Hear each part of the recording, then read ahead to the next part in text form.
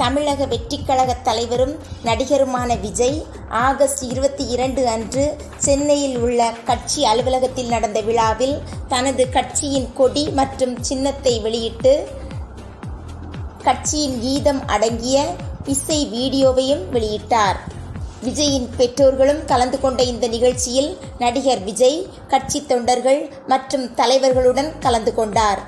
சமத்துவம் மற்றும் நீதியின் கொள்கைகளுக்கு அவர்களின் அர்ப்பணிப்பை வலியுறுத்தி உறுதிமொழி எடுக்கப்பட்டது.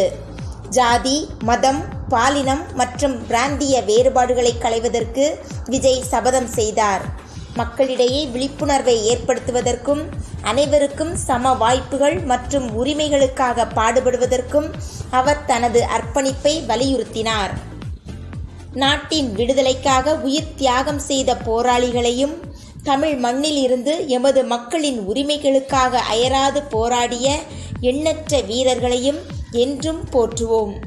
ஜாதி, மத, பாலின வேறுபாடுகளை களைவோம்.